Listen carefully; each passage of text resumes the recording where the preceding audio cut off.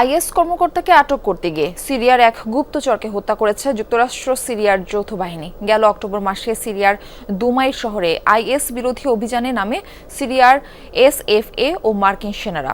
তবে ভুল গোয়েন্দা তথ্যের কারণে হামলা চালানো হয় সিরীয় গুপ্তচর খালেদ আল মাসুদের বাড়িতে।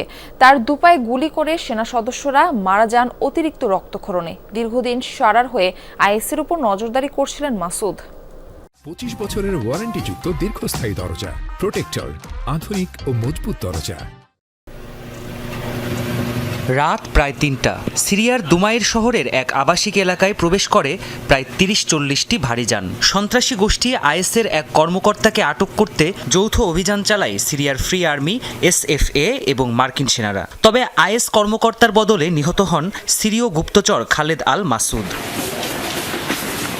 অক্টোবরের মাঝামাঝিতে ভয়াবহ এই ঘটনার সাক্ষী হতে হয়েছিল খালেদ আল মাসুদের পরিবারকে। সেদিন মাঝরাতে ভারী যানবাহনের শব্দে ঘুম ভাঙে তাদের।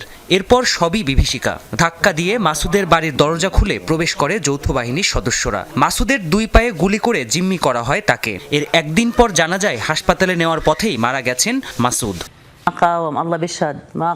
তারা দরজা ভেঙে ভেতরে ঢুকেছিল। আমার ছেলে সিঁড়ি দিয়ে নামার সময়ই তার দুই পায়ে গুলি করে ওরা। ফোঁটা ফোঁটা রক্ত পড়ছিল।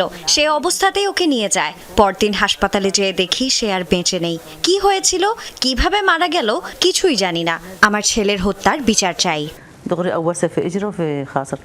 স্বজনদের মতে বহু বছর ধরে সারা নেতৃত্বাধীন বিদ্রোহী গোষ্ঠী এইচটিএস এর হয়ে কাজ করতেন খালেদ আল মাসুদ। আইএস সদস্যদের উপর গুপ্তচর বৃত্তি করতেন। বাশার আল আসাদের পতনের পর দুমাইরে ফিরে আসেন তিনি। সারা সরকারের নিরাপত্তা বাহিনী জেনারেল সিকিউরিটিতে যোগ দেন। মাসুদের এইচটিএস এর সাথে যোগাযোগ ছিল। আসাদ সরকারের পতনের পর তাদের সাথেই দুমাইরে ফিরে এসেছিল। এরপর সে সরকারি বাহিনীতে চাকরি নিয়েছিল। আল মাসুদের পরিবারের ধারণা, এসএফএ সদস্যদের দেওয়া ভুল গোয়েন্দা তথ্যের ভিত্তিতেই খালেদ আল মাসুদকে টার্গেট করা হয়েছিল। তবে এসএফএর তরফ থেকে বিষয়টি এখনও স্পষ্ট করা হয়নি। প্রাণপ্রতিম কুণ্ডু, যমুনা নিউজ।